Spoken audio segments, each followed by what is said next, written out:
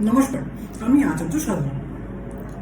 বাস্তু শিখলেই আমি কোটিপতি হয়ে যাব, বা বড় কোনো বাস্তু কনসালটেন্টের থেকে কনসালটেশন নিলেই 8-10 জনের মতো আমিও দেশে 1 নম্বরে পৌঁছে যাব।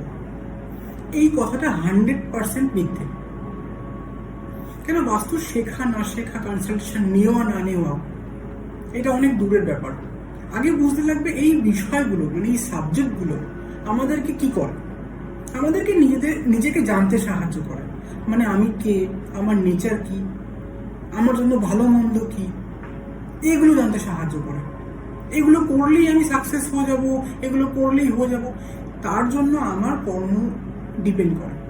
কেন কর্মই একমাত্র মারফত যে আমাকে একটা ভালো প্ল্যাটফর্ম দিতে পারে।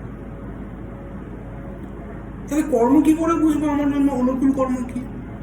4টে পুরুষত্ব হয়: ধর্ম, অর্থ, কাম, মোক্ষ। ধর্ম কি? জন্ম থেকে নিয়ে আসা 3 গুণের অনুপাতকে ধর্ম করে, যা আমি ধারণ করেছি রজস, সত্ত্ব, তমস হিসাবে। অর্থ কি? সেটা জানার পরে বা জেনে আমি যেই কর্মের সঙ্গে কানেক্টেড, মিনিংফুলনেস। যেমন আমি বাস্তু করছি, একজন বাস্তুকার, একজন একটা পুলিশ, তাকে লোকে পুলিশ বলবে, একজন একটা লয়ার, তাকে লয়ার বলবে। এটা হচ্ছে অর্থ, মানে ভ্যালু। এবং কাম, তারপর হচ্ছে কাম। কাম কি করছে? যখন আমি যে কোনো কাজ করছি তার একটা ইচ্ছে শক্তি আছে যে কাজটাকে আমি এই অবধি নিয়ে যাব। কাম এক্ষেত্রে কোনো সেক্সের সঙ্গে কানেক্টেড না, দৈনিক জীবনের ইচ্ছে, যেটা আমাকে ড্রাইভ করে নিয়ে যায়। যেমন আমি বাস্তু করছি, আমি যেই স্টেটে থাকি বা যেই দেশে থাকি তাকে আরো বেটারভাবে যাতে আমি দিতে পারি, লোক যেন আমার এই সেবাটাকে ভালোভাবে গ্রহণ করে, তার যে ইচ্ছে শক্তিটা, সেটা হচ্ছে কাম। এবং সেটা যখন আমি অ্যাচিভ করতে পারবো, সব কিছু আমি লোককে দিয়ে খুশি থাকতে পারবো, তখন ধীরে ধীরে আমি মোক্ষের দিকে যাব। সুতরাং তাহলে আমাকে জানতে হলো কি, আমার নেচার কি। নেচার থেকে আমি যখন নেচার অনুসারে কর্ম করছি, সেই কর্মের একটা ইচ্ছে আছে, সেটা কাম, এবং সবকিছু পেয়ে যাওয়ার পর সেটা হচ্ছে মোক্ষ। এবং এই বিধিগুলো, মানে 4টে পুরুষত্বকে বারিকভাবে বুঝতে সাহায্য করে 9টা প্ল্যানেট, মানে জ্যোতিষশাস্ত্র। সেই সিস্টেমে আমি বুঝতে পারবো যে আমার বেডরুমের দিশা কোথায়, খাবার দিশা কোথায়, কি ধরনের খাবার আমার জন্য ভালো হবে। মানে আমি যে তত্ত্বের, সেই তত্ত্বটাকে আগে আমি মজবুত করব। তাহলে এই সাবজেক্টগুলো মিথ্যা কোথায় হলো? 100% সত্য। মিথ্যা হলো এটা যে আমি টাকা খরচ করে সবকিছু পেয়ে যাব, এটা নয়। আগে জানতে লাগবে যে আমার অনুকূল কি, তার জন্য আমি কনসালটেশন নিতে পারি, তার জন্য আমি বিষয়টাকে শিখতে পারি। শিখে ফেললাম আর সাকসেস হয়ে গেলাম, এরকম হবে না। বড় কোনো ইনস্টিটিউট থেকে শিখলাম, আমি তার মতন বড় হয়ে গেলাম, এটা একদমই নয়। যত লোক এতকাল ধরে শিখে এসছে, তারা আজ অব্দি কিছু বলতেও পারে না, তারা নিজেদেরই রেমেডি করতে পারে না। কেন?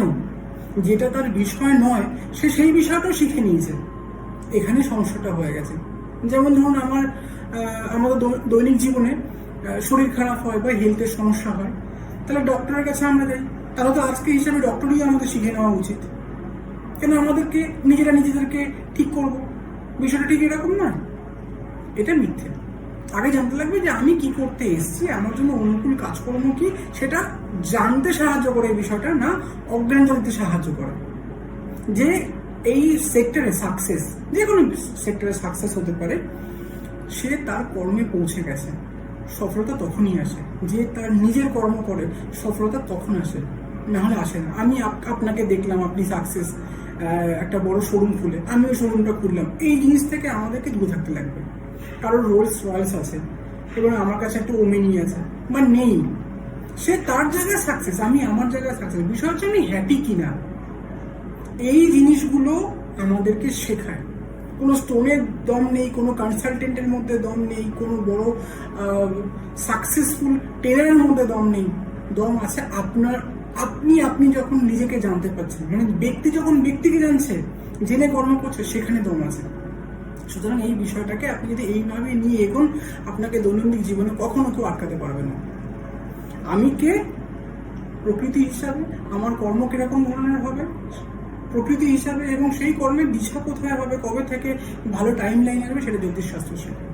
সুতরাং এই বিষয়গুলোকে আপনি এখন থেকে এইভাবে দেখার চেষ্টা করুন, দেখবেন খুব সহজ সরলভাবে আপনি আপনার লক্ষ্যে পৌঁছে যাবেন। নমস্কার।